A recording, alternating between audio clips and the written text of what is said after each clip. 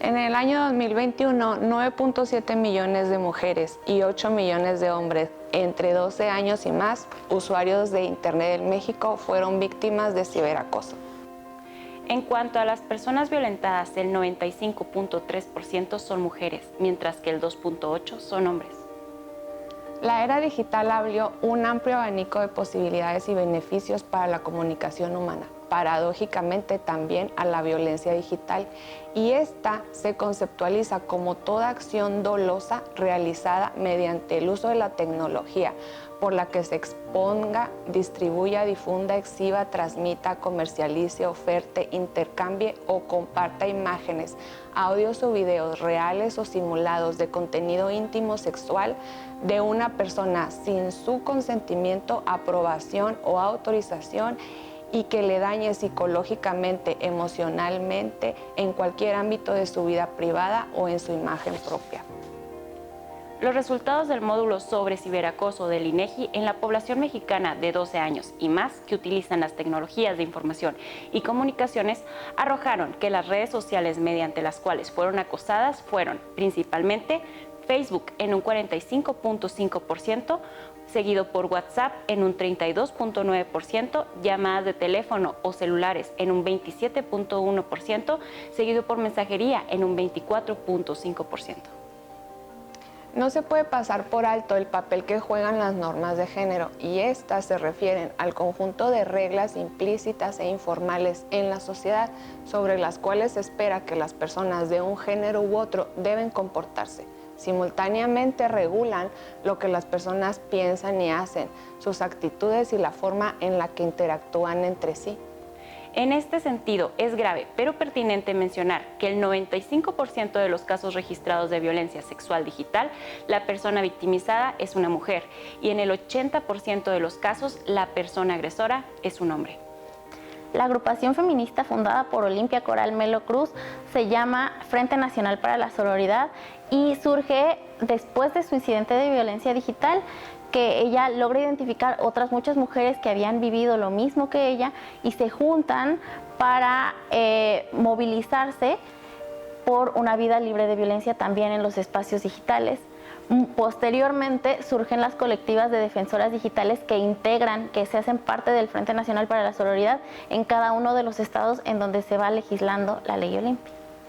A estas alturas es importante definir ciberactivismo, la cual es la difusión de mensajes en miras a la transformación de la realidad social a través del uso de la tecnología y de la información y la comunicación. Para responder a la pregunta ¿qué es o en qué consiste la Ley Olimpia? Podría decirte o responderte en dos niveles.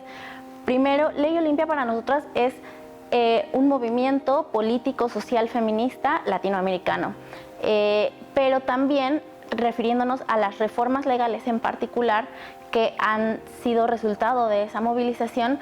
Se refiere en particular a dos reformas. Si bien inicialmente pensábamos crear toda una legislación en torno al tema de violencia digital, tuvimos con fines de incidencia que hacerlo primero, al menos en esta primera etapa, como dos reformas: una a la Ley de Acceso de las Mujeres a una vida libre de violencia y al Código Penal. En la primera se busca el reconocimiento del Estado de la violencia digital como una modalidad de violencia en contra principalmente de las mujeres por razón de género, con las consecuencias que eso tiene, que el Estado tiene que invertir en prevención, en capacitación para funcionariado público, en generar políticas públicas para atacar el tema y medirlo, además de las medidas precautorias para las víctimas. Y en el Código Penal lo que se hace es crear un nuevo tipo penal que sanciona hasta con penas de cárcel a las personas que difundan contenido íntimo sexual sin consentimiento. El primer estado del país cuyo Congreso aprobó el conjunto de reformas llamado Ley Olimpia fue Puebla en diciembre de 2018. Después siguieron varios otros estados, pero fue cuando en Ciudad de México, en diciembre de 2019, se logró también reformar Código Penal y Ley de Acceso de las Mujeres a una vida libre de violencia local, que como que cobró más relevancia pública el tema y fue posible hacer incidencia en otros estados hasta llegar en 2021 a la modificación del Código Penal Federal y de la Ley General de Acceso, pues sí, como para legislar a nivel federal.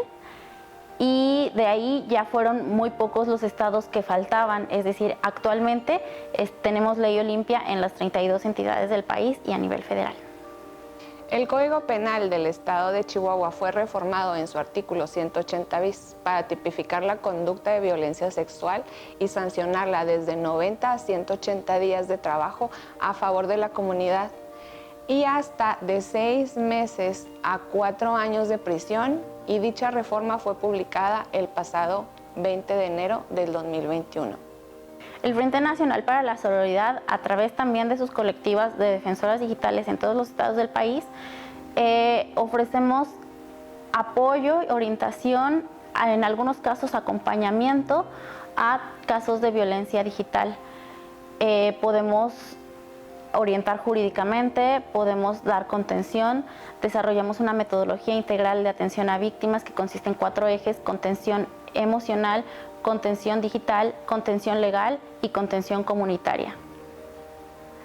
Algunos de los tipos de violencia sexual digital que hemos identificado es la difusión de material sexual sin consentimiento, la producción o contenida de material íntimo sexual, las deepfakes, que actualmente han sonado mucho en redes sociales por algunos casos emblemáticos, el robo o usurpación de identidad con fines de explotación sexual, el acoso sexual digital, el grooming, la sextorsión, las amenazas y el ofrecimiento de servicios sexuales no autorizados, que ya es una situación que se va acercando mucho más a la trata de personas. Es importante mencionar que esta clase de legislación protege tanto a mujeres como a hombres, ya que no existe distinción de género para esta clase de violencia. Le puede ocurrir a cualquier persona sin importar su condición física, social, edad, y las víctimas que sufren esta clase de violencia muchas veces callan por vergüenza, pena, miedo, amenazas, burlas o críticas. Este tipo de violencia puede ocasionar trastornos de ansiedad, tristeza, depresión, ataques de pánico, sentimientos de culpa, pena por el que dirán, y en consecuencia la víctima puede buscar el aislamiento o atentar contra su propia vida. La violencia digital puede afectar a todas las personas que hagan uso de las redes digitales.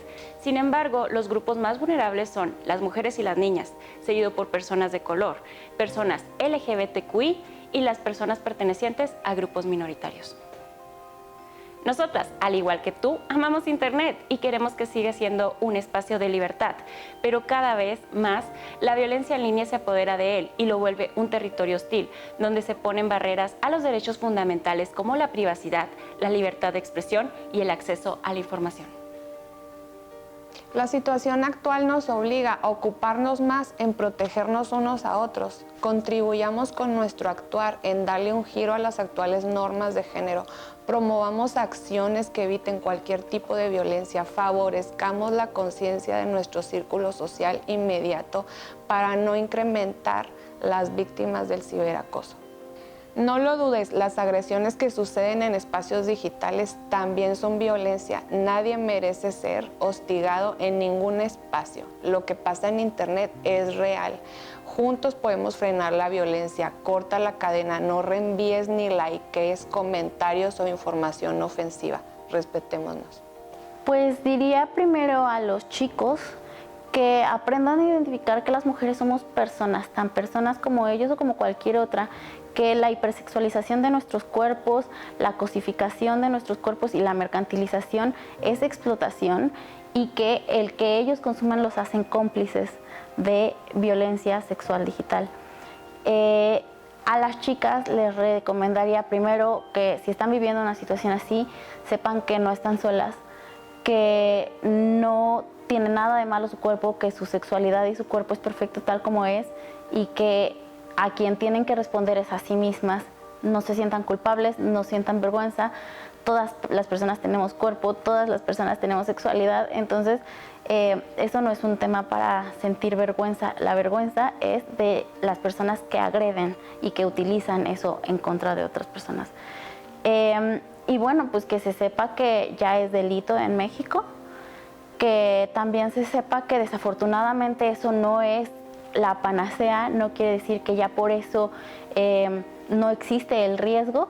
Entonces, siempre cuidar nuestra integridad, siempre saber que el algoritmo es patriarcal, que Internet, redes sociales y todas las plataformas tienen una lógica patriarcal, además de que son plataformas que en realidad son empresas que se rigen bajo normas de consumo, no necesariamente criterios éticos, y pues que al final los riesgos están ahí y tenemos que cuidarnos entre todas y todos.